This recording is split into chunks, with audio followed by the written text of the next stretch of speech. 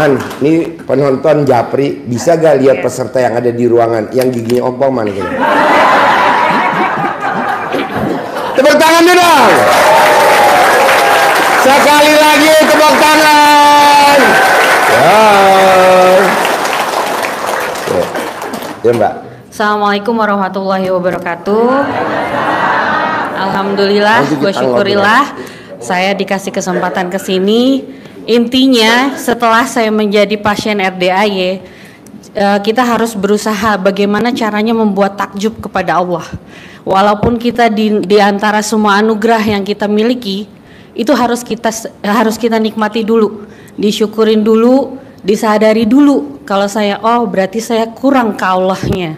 Bagaimana caranya bikin takjub Allah? Tidak hanya kalau misalnya bisa untuk ibadah ekstrim, lakukan itu. Tapi kalau misalnya nggak bisa, kita coba untuk istiqomah di dalam bersedekah. Karena kan Allah itu maha pengasih, maha penyayang. Jadi ketika kita punya anugerah, jangan pernah merenungi diri, jangan pernah takut akan apa yang akan ada terjadi di depan, itu jangan pernah takut. Tapi gimana caranya bikin Allah tuh takjub sama kita. Dengan adanya semua masalah yang kita hadapi, jangan pernah merasa diri itu sendiri. Mau dikucilin dari keluarga, mau dikucilin dari teman-teman, mau dikucilin sama kolega bisnis, itu udah izin Allah. Istilahnya, bagaimana caranya kita meyakinkan diri ini dekat kepada Allah. Dengan semua anugerah yang kita miliki, kita merasa bersyukur. Oh, ternyata dengan anugerah yang kita miliki itu, ternyata Allah ini sayang sama saya. Jadi begitu kita udah pasrah, dalam artian memaksakan diri untuk percaya, gimana caranya bikin Allah itu sayang kepada kita, karena udah gak ada pilihan lain. Waktu saya kemarin itu di dalam zona zero, itu saya udah gak bisa berharap apa-apa. Saat itu kita ada anugerah yang luar biasa. Saat itu suami saya juga sempat mau bunuh diri ya. Sempat bunuh diri pakai harpik. Saya punya bayi masih 3 bulan. Saat COVID jatuh bener-bener, saya harus memaksakan diri, saya harus kuat. Kalau misalnya suami saya seperti itu, saya harus support. Jangan suami kita terpuruk, gimana pun caranya, kita jangan menghindar. Tapi gimana caranya kita harus mendukung. Kita sama-sama di satu perahu, itu perahu harus jalan bareng-bareng. Itu yang saya rasain. Yang penting waktu saya ketemu Pak Haji, datang ke sini, itu Pak Haji cuma bilang, bos bisa nggak lu maksain untuk Qobliyah dan Ba'diyah. Akhirnya saya jalanin itu. Alhamdulillah, waktu pas datang ke sini itu Pak Haji cuma bilang, bos yakin lu cuma harus tingkat dewa. Saat itu jangan bapak-bapak ibu-ibu berpikir saya itu udah ada usaha. Saat itu saya di titik nol. Dalam artian saya usaha di COVID itu hancur semuanya. Tapi apa yang terjadi, mau saya seselin udah nggak mungkin, udah kejadian. Disinilah alhamdulillah saya ketemunya sama Pak Haji Dwi Susanto yang memberikan saya jalan untuk menuju ridhonya Allah seperti apa. Kadang-kadang kita tuh merasa punya masalah, punya anugerah, ibaratnya kalau dia ada kita bilang kita tuh mengasingkan diri. Tapi kita langsung menarik diri dari peredaran, ibaratnya dari sosialitas seperti apa. Seharusnya itu kita mendekatkan diri kepada Allah. Itu yang saya rasain. Nah, waktu pas saya datang ke RDAY, Pak Haji bilang, bos, lu harus yakinin tingkat dewa. Itu aja. Yang penting yakin, kita harus bulat. Gimana caranya merubah keyakinan itu benar-benar besok pasti terjadi, besok pasti transaksi, besok pasti akan cair. Jangan pernah berdoa ketika kita ada masalah, ya Allah, jangan. Tapi alhamdulillah, Allah Maha Besar, pasti Allah nolong saya. Itu yang harus diyakinin. Karena itu yang cuma saya punya, senjata saya yang paling kuat saat itu menguatkan kita berdua. Kita udah gak ada harapan lagi.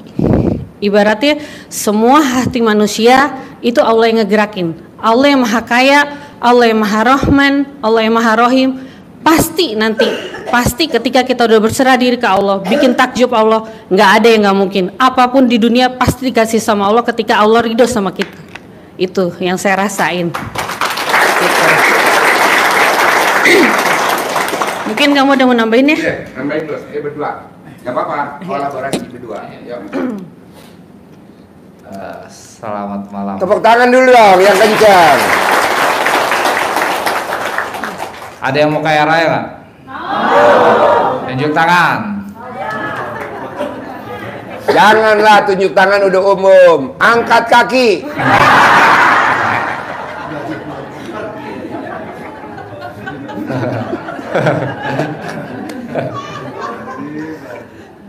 Di sini udah ada yang pernah minum racun?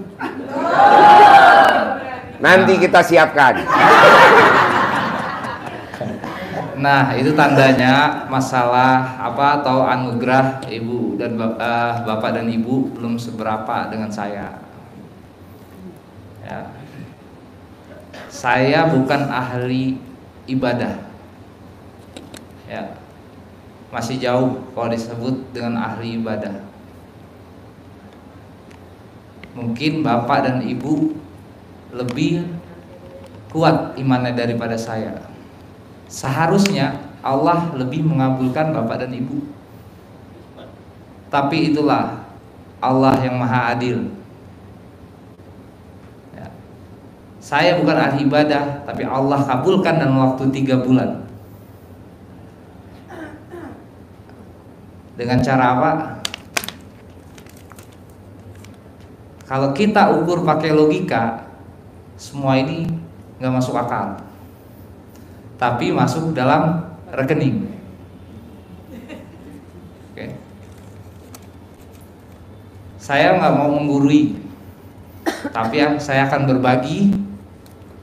Semoga Pasti. bapak dan ibu pasti bisa lakuin. Kita deal dulu. Siapa yang bisa lakuin? Sebelum saya yang lakuin ini ya, karena tinggal mengcopy paste apa yang saya lakukan. Yang pertama, minum Afrik dulu. Ada nggak utangnya di sini yang 10 miliar? Coba angkat tangan dong. Nggak ada. Nggak ada. Nggak ada. Nah, berarti kan kalau dapat 15 miliar, masalah selesai, benar nggak? Datang ke RDAY, jangan pernah minta lunas hutang. Ya, saya datang ke sini itu punya uang 700.000 pertama kali pakai mobil Grab, itu pun ngutang, lusanya baru bayar. Ya. Ketika saya ke atas, saya bingung, pelangak-pelongo. Yang lain pada sebutin, kita kan baru tahu apa itu hijab, ya kan? Yang lain sebut lunas hutang, terus tanah laku. Nah, kan kita malu bu, nyebutin masalah kita depan banyak orang, benar nggak? Iya. Saya langsung mintanya gini aja, ya Allah, ridhoi saya jadi kaya raya, tajir melintir. Ya, karena kalau saya minta lunas hutang, besoknya saya hutang lagi. Nggak lunas-lunas. Jadi kalau minta kaya raya ya, kita mau beli apa bisa. Saya sampai hari ini di RDAY terhitung 9 bulan ya. 9 bulan. Enggak, lebih 11. 11 bulan. 11 bulan 11 hajat saya terkabul. Punya rumah 3.700 apa? Meter. Pasti. Makanya saya mau tamu-tamu RDAY yang hadir di sini dan yang nonton YouTube, paksain. Punya rumahnya 1.000 meter. 11 hajat saya itu punya rumah, punya mobil. Dulu saya gadaikan mobil rental 13. Mobil rental, nggak ada kerjaan, nggak ada penghasilan, tapi alhamdulillah sekarang udah balik ke kandangnya masing-masing. Total mobilnya berapa? Coba dengerin. Kalau gurunya mobilnya 22, sekarang ya, kemarin kan 19 ya, dapat lagi kan 3 saya kan, Alphard putih terbaru, CR-V terbaru sama CR-V. Nah, waktu dia datang nggak punya mobil 11 bulan yang lalu. Iya, sekarang mobilnya berapa? 11 bulan 19, setelah ke RDAY 19. Supercardnya berapa? Supercardnya 4. Supercardnya 4. Tahu gak mobil supercard? Iya 4. Waktu dia datang 11 bulan yang lalu, tidak punya mobil. Iya. Rumahnya kecil. Ngontrak Pak Haji. Ngontrak. Iya, kecil ngontrak. Tapi sekarang rumahnya 3.700 meter.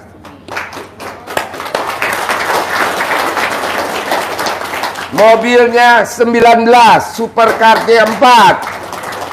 Nah, Bapak dan Ibu juga harus.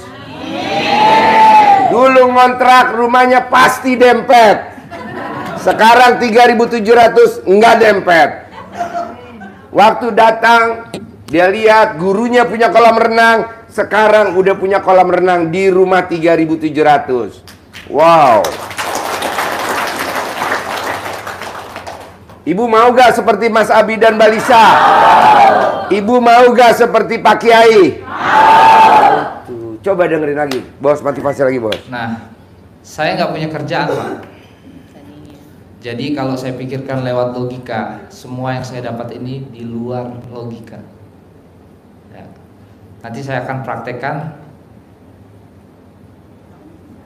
apa yang saya lakukan, ya.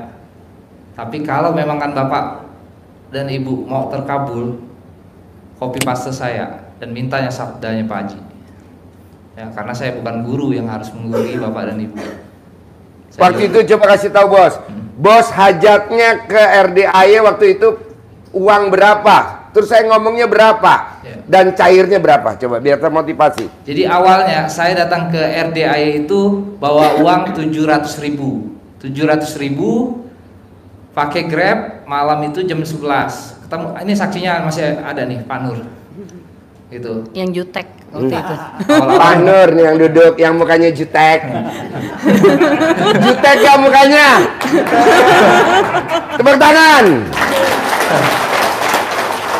Nah, saya datang, ya, ketemu sama Pak Haji. Pak Haji belum mau kasih obat ke saya. Waktu itu masih di bawah. Pak Haji bilang, anak bawang dengerin aja dulu. Nah, sampai di situ sampailah antri 500.000, saya naik ke atas, saya ijab kaya raya tajir melintir. Ya, terserah Allah mau atur hidup saya kayak gimana. Ya, karena mati pun udah saya coba. Tapi nggak mati. Tapi nggak mati. Tapi nggak mati. Jadi gini Pak, orang kalau mau bunuh diri, kalau memang rezekinya masih ada, tidak akan mati. Tapi kalau memang rezekinya udah habis, mati. Gitu. Siapa yang mau mencoba? Dimulai dari yang pakai baju biru dulu.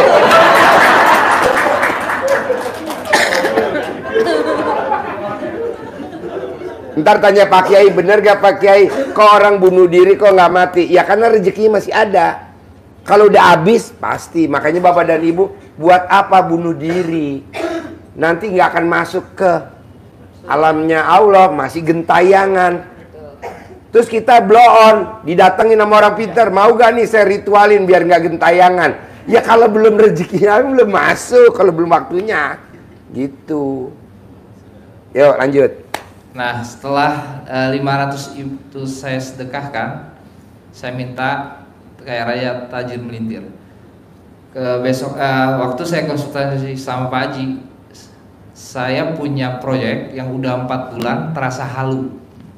Ya, saya mau beli pabrik harganya 9,5 M. Tapi saya punya duit hanya 500.000. Ya. Masuk akal nggak? Nggak masuk akal kan? Akhirnya saya minta ke Pak Haji, besok nanti dulu, bentar dulu. Akhirnya saya minta ke Pak Haji, gimana caranya ini pabrik jadi milik saya? Pulang dari sini, Mas Abi yakin, ya yakin besok tanda tangan. Alhamdulillah besoknya saya ditelepon dari Singapura, ya untuk tanda tangan. Dapatlah saya SPK. Nah sedikit trik, saya bilang limit karena nggak ada duit. Akhirnya saya jual. Hari itu juga saya jual pabrik itu ke rekanan. Cairlah 3,5 miliar dalam waktu 2 hari. Oke, hutang saya 15 miliar. Selesai nggak? Enggak. Kalau dibayarkan tetap aja marah-marah. Dikasih, dicicil, marah. Nggak dibayar, marah. Ya udah, nanti dulu gue bayar. Akhirnya saya kembali lagi ke Pak Haji. Saya sampaikan ke Pak Haji, Pak Haji, gimana caranya saya mau kaya raya? Pak Haji turunkan senjata, 9 orang anak yatim ngaji di rumah kontrakan. Akhirnya 3,5 M itu saya hanya ambil 500, 3 M nya saya jalankan semua yang disuruh Pak Haji. Sedekah ekstrim, karena saya nggak bisa ibadah ekstrim. Boro-boro kita mau ngamalin. Saya udah coba subhanallah sampai beribu-ribu kali malam, karena saya lihat di YouTube, ya kan. Tapi pintu tetap aja digedor. Ya kan? Gimana kita mau kusuk, mau ibadah? Sementara pikiran ditekan kiri kanan kiri, nggak akan bisa. Ada satu cara Pak untuk ngatasin permasalahan ini, yaitu ibadah dan sedekah ekstrim. Ya, kalau bapak dan ibu nggak sanggup untuk melakukan ibadah ekstrim, sedekah ekstrim. Sedekah ekstrim itu bukan besar kecilnya, tapi ketulusan dan kepasrahan, Bu. Ya, akhirnya saya minta ke Pak Haji, Pak Haji, saya mau kaya raya, dikirimlah 9 anak yatim ke rumah kontrakan untuk ngaji. Tiap hari. Tiap hari. Tiap hari. Ya, sampai 1 bulan, 2 bulan peluru 3,5 M itu sudah mulai menipis. Ya, saya pinjam lagi untuk menyambung, pinjam teman untuk sedekah. Ya, alhamdulillah di hari setelah saya sedekah ekstrim sekitar 10 juta itu langsung cair 100 miliar pertama. Tepuk tangan dong. Tapi pengorbanannya bapak dan ibu belum tahu, dia lupa. Dia jual emasnya. Iya. Dia sedekahin emasnya ke RDAY. Iya. Kalau kita kan nggak mau sedekah emas, ngeri. Nah, coba dia paksain sedekah emas kesayangannya, gambar panther. Iya. Nah, dia jual emasnya untuk nyambung sedekah, bukan buat nyambung hidup ya. Iya. Kalau hidup pasti dijamin sama Allah, buat nyambung sedekah. Jadi nggak boleh putus. Lanjut. Oke, saya lupa. Ada 2 cincin, satu saya jual untuk nyambung sedekah, satu lagi saya sedekahkan ekstrim ke Pak Haji. Jelang 1 minggu itu cair 100 miliar pertama. Tepuk tangan dong. Tanpa kwitansi, tanpa jaminan, tanpa apa-apa, Bu. Ya, nggak masuk akal kan? Tapi ini kejadian di hidup saya. Setelah itu saya barulah meniti berkarir dalam bidang rongsok besi pemulung. Nah, awalnya tadi ibu sampaikan, ibu tanya ke saya punya kerja, saya kerjanya setiap hari main judi online. Tepuk tangan dong. Wow. Siapa yang mau nyusul? Judi online saya nggak pernah kalah, Bu. Saya tidak pernah kalah. Dari hasil judi online saya tutuplah sewa rental yang tadi saya gadaikan itu. Dari situlah saya tutupin. Ya. Tutupin harian aja, bukan untuk nebus. Karena nggak kuat saya, dari pagi ketemu pagi gitu. Ya. Jadi Bapak dan Ibu, nanti saya coba ya, yang berhasil menggunakan uang yang saya sedekahkan ini ya ke Bapak dan Ibu. Ya Pak Haji, tolong disabdain Pak Haji. Nah, ini saya mau tes. Digunakan buat apa? Ya, karena ini jadi Bapak dan Ibu ketika dapat uang, misalkan dapat uang 100 juta, pasti dibelanjain. Ya kan? Bayarkan hutang. Benar nggak? Jangan. Lipat gandakan dulu ke Allah. Sedekah ke RDAY. Jepret, udah nggak usah dipikirkan, nggak usah ditunggu. Ya, mau kaya raya kan? Beneran? Nah, udah lakukan itu. Nanti dapat uang, misalkan jangan digunakan dulu, sedekahkan. Minta ke Pak Haji, Pak Haji saya mau kaya raya, gimana caranya? Karena Bu, sedekah itu 18 kebaikan yang kita dapat. Dijauhkan dari kematian yang buruk, dilipat gandakan. dijauhkan dari mara bahaya. Artinya orang yang misalkan ibu berutang kan yang lagi bahaya, dijauhkan nggak? Nah, udah itu aja obatnya. Kalau bapak dan ibu zikir, saya yakin 1000% nggak akan kusuk. Iya, kalau ditagih gimana mau kusuk kita? Nanti kalau udah banyak uang baru ibadah. Saya dulu nggak bisa ibadah, tapi ketika saya ada uang, saya bisa berangkatkan orang umroh. Berlipat ganda nggak pahala saya? Jadi kita balikan semuanya. Ketika kita punya uang, baru kita dihargai sama orang, Bu. Benar? Kalau nggak punya uang,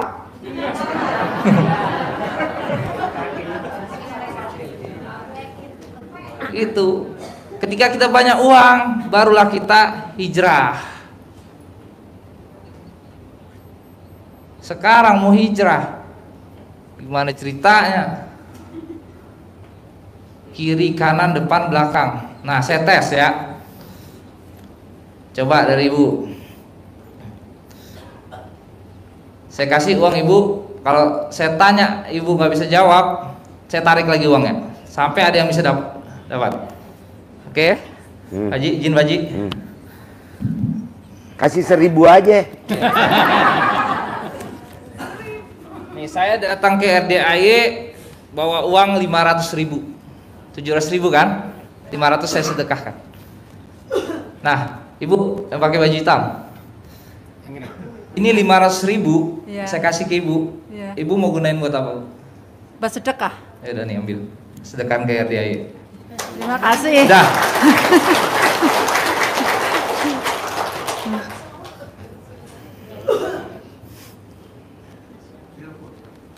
Assalamualaikum. Ibu minta sabdanya. Assalamualaikum. Pak Ya, Haji. ini rombongan Jogja. Oh ya, nanti ijab aja. Dia sudah. Ini Ijab. saya dari Cilacap. Ya.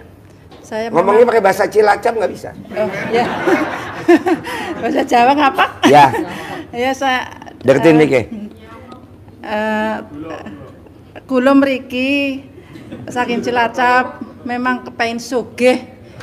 Pak Haji kepengin sugih. Yeah. Saya memang dan kepengin sugih, saya ini dikasih sama masnya bersedekahkan ke sini, saya kepengin sugih tajir melintir, pokoknya sugih. Monggo. Terkabul ya. Nggih, kula izin ya, Pak. Ya. Nggih. Assalamualaikum Pak Haji. Aduh. Jadi Bapak dan Ibu, inilah contoh yang saya kasih. Ketika kita dapat, ya seharusnya kita lipat gandakan dulu. Jangan kita bayarkan hutang dulu. Apa? Kata Pak Haji, lu ngutang buat ini bisa, lu ngutang buat beli ini bisa. Coba lu ngutang buat sedekah. Belum pernah kan? Nah sama, saya juga digituan Pak Haji. Akhirnya alhamdulillah saya bisa sedekah. Ya, jadi senjata saya saat ini adalah sedekah.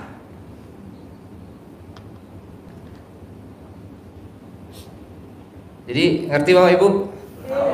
Jadi gini Pak, Bapak punya uang sedekah. Allah kabulin misalkan 1 juta. Jangan dulu buat nyicil utang. Sedekahin lagi 1 juta. Allah ganti 10 juta. Jangan buat bayar utang, sedekahin lagi. Tapi kan kalau di agama Islam nggak boleh, harus dilunasin dulu utangnya. Nggak boleh sedekah, sedekahnya nggak diterima, nggak apa-apa. Tapi kan Allah punya Ar-Rahman dan Ar-Rahim. Ini lagi darurat soalnya. Kita tuh dulu belanja berani gesek pakai kartu kredit. Nah, jalan dulu. Memang Ibu Edaya kadang suka nyeleneh, tapi Ibu nanti nyikapinya dengan positif aja, ya, paksain. Nah, kedua, Mas Abi sama Mbak Lisa belum cerita bagaimana menghadapi hajat kita udah harusnya terkabul, malah mau pindah. Jadi harusnya Mbak Lisa dapat 14M dari PTA, tapi karena dia nggak punya duit atau dia belum nyetor, sehingga proyeknya dipindahin ke PTB. Ini kan PTA. Nah, pindahin ke PTB, nyaris dong mau hilang. Nah, ilmu darurat RDAY banget manjur. Coba cerita dengan Kia. Iya. Ya, jadi waktu itu saya menang tender di salah satu perusahaan. Perusahaan itu telepon, Bu, Ibu menang tender. Ibu harus menyetorkan sekarang hari ini 14,5 M. Dan saat itu saya kebetulan lagi sama Pak Haji di Patra Kuningan. Saya bilang sama orang ketua lelangnya, saya bilang, Pak, saya nggak bisa setor hari ini, kemungkinan di hari Senin.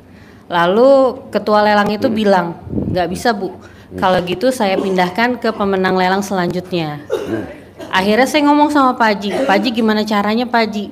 Ini proyek udah depan mata dan keuntungannya insya Allah itu cukup fantastis gitu. Akhirnya Pak Haji bilang, tuh ada toilet. Jadi ke toilet, balik lagi CD-nya. Jadi CD kita kan udah terbiasa terbalik. Jadi saya ke toilet disuruh balik CD sama Pak Haji. Jadi CD terbalik nih, udah kita pakai, kita buka, kita pakai lagi, kita buka, kita pakai lagi, sampai 6 kali. Dan selanjutnya yang saya punya cuma yakin, karena apa? Hajat pertama saya waktu proyek pertama itu dengan izin Allah, saya yakinnya bulat mintanya ke Allah, itu Allah kabulin. Dan ini istilahnya cuma saya harus meyakinkan pikiran manusia, gimana caranya.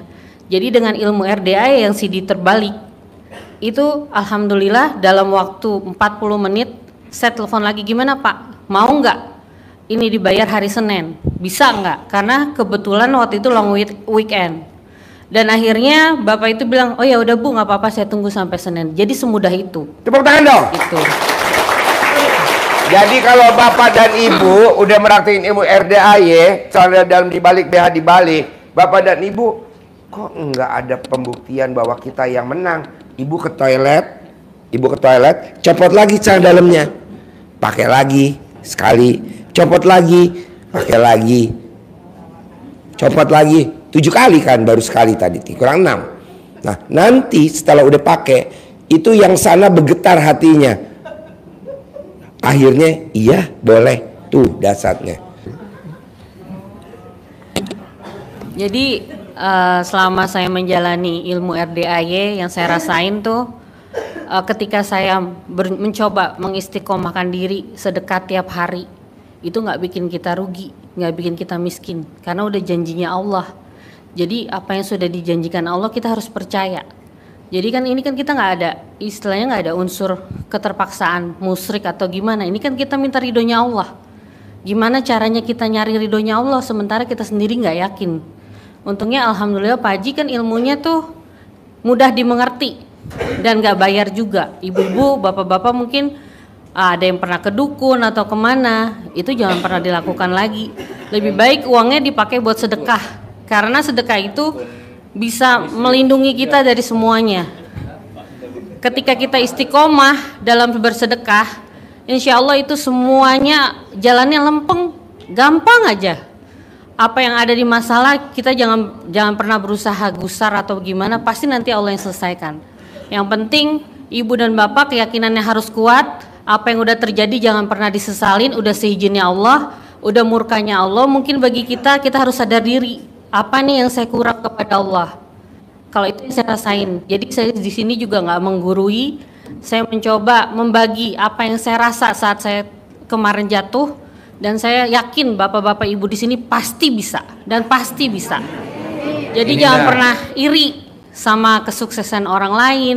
Di sini dibilang ada yang cair sekian, ada sini, alhamdulillah pasti saya bisa, pasti saya bisa. Diyakinin dulu, yakinnya tuh harus benar-benar dan jangan pernah banyak ngeluh, banyak komen. Terutama kalau misalnya kita punya suami atau kita dalam ada masalah, itu kita harus sama-sama saling mendukung, saling mengisi.